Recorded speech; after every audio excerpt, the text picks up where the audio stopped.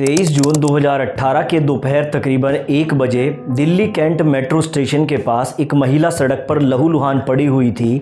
कुछ व्यक्ति वहां से गुजर रहे थे। वो देखते हैं कि शायद इस महिला का एक्सीडेंट हुआ है। वो तुरंत पुलिस को कॉल करते हैं। कुछ देर के बाद पुलिस आती है, एम्बुलेंस को बुलाया जाता है और जब तक इस महिला को हॉस्पिटल ले जाया जा रहा था तब तक इसकी मौत हो चुकी थी। जिस जगह पर ये महिला लहूलुहान अवस्था में मिली थी उससे कुछ दूरी पर ही आर्मी का हॉस्पिटल भी था और बेसिकली ये जो पूरा एरिया था ये आर्मी कैंटोनमेंट का एरिया था। अब पुलिस बॉडी को पोस्टमार्टम के लिए भेज देती है। शुरुआती जांच में ऐसा लग रहा था कि ये हिट एंड रन का केस है, किसी गाड़ी ने इस महिला को टक्कर मारी जिस वजह से इस महिला की मौत हो गई। लेकिन क्योंकि इस महिला के पास से ना तो उसका कोई पर्स मिला था, ना ही कोई आईडी मिली थी और ना ही उसका मोबाइल फ़ोन मिला था, जिससे पुलिस को ये भी लग रहा था कि ये एक्सीडेंट का मामला ना होकर हत्या का मामला भी हो सकता है। अब इस महिला का एक्सीडेंट हुआ है या फिर इसकी हत्या की गई है ये तो पुलिस को मालूम करना ही था, लेकिन उससे पहले पुलिस को ये मालूम करना था कि आखिर ये महिला कौन है, इसका नाम क्या है और ये कहाँ पर रहती है, क्योंकि इसकी डेड बॉडी के पास से पुलिस को कोई भी आईडी प्रूफ नहीं मिला था। इसी के चलते पुलिस आसपास के जितने भी पुलिस स्टेशन होते हैं, जितने भी थाने होते हैं, उन सभी में इसके फोटोग्राफ और इसकी डिटेल भिजवा देती है, क्योंकि पुलिस का मानना था कि ये जिस परिवार की भी सदस्य होगी इसके घर न पहुंचने पर वो इसकी मिसिंग रिपोर्ट लिखवाने जरूर आएंगे। और ऐसा ही कुछ देखने को भी मिलता है।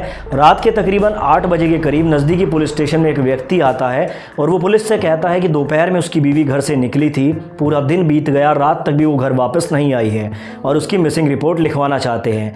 तो पुलिस यहाँ पर उस व्यक्ति को वही फोटोग्राफ दिखाते हैं जो डेड बॉडी उन्हें दोपहर 1 बजे मिली थी और ये फोटोग्राफ देखते ही वो व्यक्ति पहचान लेता है और वो पुलिस से कहता है कि कोई और नहीं बल्कि मेरी बीवी शैलजा द्विवेदी है। अब यहाँ से इस डेड बॉडी की शिनाख्त हो चुकी थी, पुलिस को उसका नाम मालूम चल चुका था। साथ ही पुलिस को ये भी मालूम चलता है कि ये महिला कोई आम महिला नहीं बल्कि इंडियन आर्मी में मेजर के पद पर कार्यरत अमित द्विवेदी की बीवी शैलजा द्विवेदी है और जो व्यक्ति इनकी मिसिंग रिपोर्ट लिखवाने के लिए आया था यही मेजर अमित द्विवेदी है। अब क्योंकि एक हाई प्रोफाइल मामला था, आर्मी कैंटोनमेंट एरिया में एक मेजर की बीवी की दिन दहाड़े मौत हो गई थी, तो पुलिस यहाँ पर एकदम से कार्रवाई में लग जाती है और 6 टीमें इसके लिए गठित की जाती हैं। मेजर अमित द्विवेदी पुलिस को बताते हैं कि कुछ दिन पहले उसकी बीवी शैलजा द्विवेदी का एक छोटा सा एक्सीडेंट हो गया था जिससे उसके पैर में चोट आ गई थी और पैर में दर्द रहता था, जिसके चलते वो लगातार आर्मी के हॉस्पिटल में फिजियोथेरेपी के लिए जाती थी। और आज यानी कि 23 जून 2018 को दोपहर 1 बजे वो घर से आर्मी हॉस्पिटल के लिए निकली थी। वहाँ पर उसे फिजियोथेरेपी करानी थी, लेकिन रात तक भी वो घर वापस नहीं आई और उसका मोबाइल भी स्विच ऑफ था, इसीलिए वो मिसिंग रिपोर्ट लिखवाने के लिए आए हैं। अब जैसे ही पुलिस को ये मालूम चलता है कि उस दिन शैलजा द्विवेदी आर्मी के हॉस्पिटल में फिजियोथेरेपी कराने के लिए गई थी, पुलिस बिना देरी के उस हॉस्पिटल में पहुंच जाती है। वहां पर छानबीन करने पर पुलिस को मालूम चलता है कि उस दिन शैलजा द्विवेदी हॉस्पिटल में फिजियोथेरेपी कराने आई ही नहीं थी, यानी कि घर से तो वो फिजियोथेरेपी के लिए निकली थी लेकिन आर्मी के हॉस्पिटल में वो गई नहीं थी। इसी दौरान पोस्टमार्टम रिपोर्ट भी आ जाती है। रिपोर्ट में साफ साफ ये मालूम चल रहा था कि पहले उसका गला दबाने की कोशिश की गई थी, उसके बाद उसके गले पर चाकू से हमला किया गया था और उसके बाद उसे सड़क पर गिराकर उसके चेहरे पर 2 से 3 बार गाड़ी का टायर चढ़ाया गया था ताकि उसकी शिनाख्त ना हो सके। अब इतना तो पुलिस को मालूम चल गया था कि ये सीधा सीधा एक मर्डर का मामला है, लेकिन शैलजा द्विवेदी की किसके साथ दुश्मनी थी जो इतनी बेरहमी से उसकी हत्या कर दी, यही पुलिस को मालूम करना था। तो चलिए आज के इस वीडियो में शैलजा द्विवेदी हत्याकांड के पीछे की पूरी सच्चाई जानते हैं। वीडियो में आगे बढ़ने से पहले एक इंपॉर्टेंट अपडेट है आप लोगों के लिए। अगर आप लोग भी मेरी तरह एक क्राइम रिलेटेड चैनल बनाकर पैसा कमाना चाहते हैं तो मैंने आप लोगों के लिए 5 वीडियो का 42 मिनट का एक कोर्स प्रिपेयर किया है जिसमें मैंने अपने सारे सीक्रेट्स को रिवील कर दिया है। वो वीडियो चैनल पर अपलोड कर दी है। हमारे चैनल की मेंबरशिप ज्वाइन करके आप वो वीडियोस देख सकते हैं। अब क्योंकि पुलिस को ये मालूम चल गया था कि उस दिन शैलजा द्विवेदी आर्मी हॉस्पिटल में नहीं गई थी, लेकिन सवाल ये था कि उस दिन आखिर वो गई कहाँ थी, और इसी के चलते पुलिस आर्मी हॉस्पिटल के बाहर लगे सीसीटीवी कैमरों को खंगालना शुरू करती है और वहाँ पर पुलिस को एक बड़ी लीड हाथ लगती है।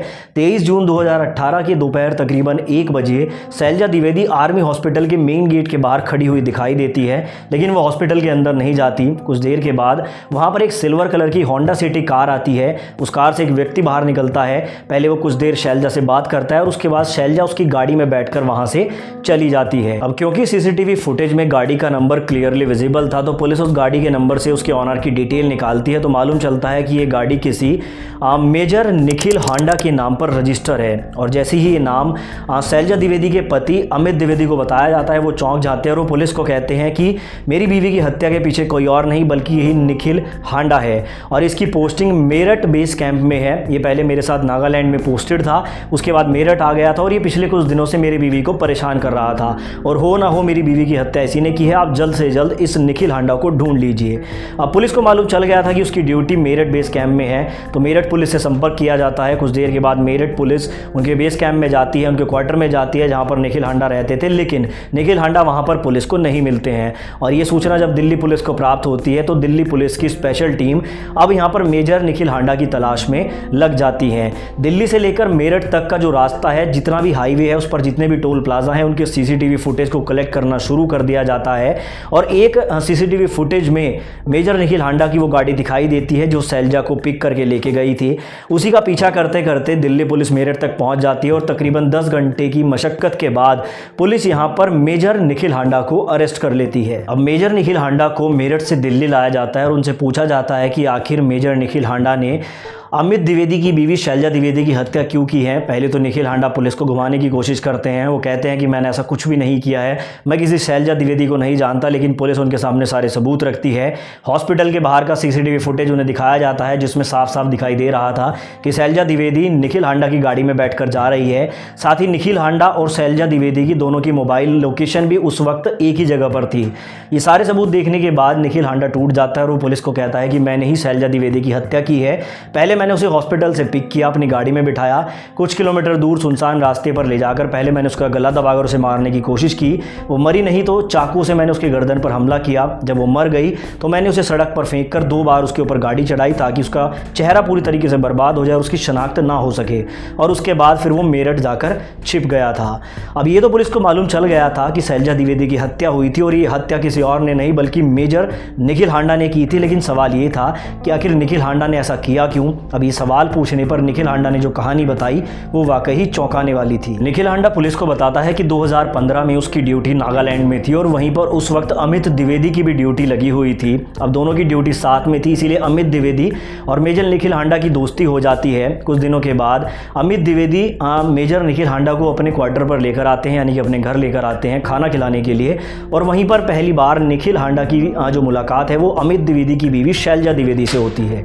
अब ये जो शैलजा द्विवेदी है दिखने में काफ़ी खूबसूरत थी। इसने कई तरह के जो ब्यूटी कॉन्टेस्ट है उनमें पार्टिसिपेट भी किया था और कई कॉन्टेस्ट में ये विनर भी रही थी। अब इसकी खूबसूरती पर जो निखिल हांडा है वो फिदा हो जाता है। धीरे धीरे ये अमित द्विवेदी के घर आना जाना शुरू कर देता है। उसके बाद इसकी दोस्ती शैलजा द्विवेदी के साथ हो जाती है और कुछ ही दिनों की दोस्ती प्यार में बदल जाती है। अब ये मेजर निखिल हांडा और अमित द्विवेदी की पत्नी शैलजा द्विवेदी दोनों रिलेशनशिप में आ जाते हैं। ये फ़ोन पर घंटों घंटों तक बातें किया करते थे और ऐसे ही तकरीबन 2 से 3 साल का समय बीत जाता है। अब 2018 के जनवरी के आसपास मेजर अमित द्विवेदी की जो पोस्टिंग है वो दिल्ली में हो जाती है और मेजर निखिल हांडा की जो पोस्टिंग है वो मेरठ में हो जाती है। यहाँ पर जो निखिल हांडा है और जो शैलजा द्विवेदी है वो दोनों अलग अलग हो चुके थे, इसलिए वो ज़्यादातर फ़ोन पर ही बात करते थे, वीडियो कॉल के द्वारा भी बात किया करते थे। और जनवरी 2018 में एक दिन शैलजा द्विवेदी निखिल हांडा के साथ वीडियो कॉल पर बात कर रही थी। उसी वक्त शैलजा द्विवेदी के पति अमित द्विवेदी घर आ जाते हैं और वो इन दोनों को वीडियो कॉल पर बात करते हुए देख लेते हैं। कुछ रिपोर्ट्स में ऐसा बताया गया है कि इनकी जो बातें थी वो कुछ अश्लीलता भरी थी और ये सारी बातें अमित द्विवेदी देख और सुन लेते हैं। यहाँ पर ये अपनी बीवी को बहुत डांट फटकार लगाते हैं, उसे कहते हैं कि तुम ये सब करती हुई अच्छी नहीं लगती क्योंकि तुम्हारा 6 साल का एक बेटा भी है। जिसके बाद शैलजा द्विवेदी को बहुत शर्म महसूस होती है और वो अपने पति से वादा करती है कि ये गलती दोबारा कभी भी नहीं होगी। अब इस इंसिडेंट के बाद जो शैलजा द्विवेदी है वो निखिल हांडा को पूरी तरीके से अवॉइड करना शुरू कर देती है। वो उसे कह देती है कि मेरे पति को सब मालूम चल गया है, मैं अपना और तुम्हारा जीवन बर्बाद नहीं करना चाहती, इसलिए हमें दूर हो जाना चाहिए। लेकिन निखिल हांडा किसी भी हालत में शैलजा से दूर नहीं होना चाहता था। इसके बावजूद भी वो लगातार शैलजा को कॉल करके उससे बात करने की कोशिश करता था, जबकि जो शैलजा द्विवेदी है वो पूरी तरीके से निखिल हांडा को अवॉइड कर रही थी। ऐसे ही करते करते 4-5 महीने का समय बीत जाता है। जून 2018 में शैलजा द्विवेदी का छोटा सा एक्सीडेंट होता है जिसके चलते वो आर्मी हॉस्पिटल में फिजियोथेरेपी कराने के लिए जाती थी। और एक दिन निखिल हांडा का जब कॉल आता है तो वो उसे बता देती है कि उसे थोड़ा सा एक्सीडेंट हुआ है, चोट लगी है और वो फिजियोथेरेपी के लिए आर्मी हॉस्पिटल जा रही है। ये बात मालूम चलते ही निखिल हांडा प्लान बनाता है कि वो हॉस्पिटल में जाकर ही शैलजा द्विवेदी से मिलेगा।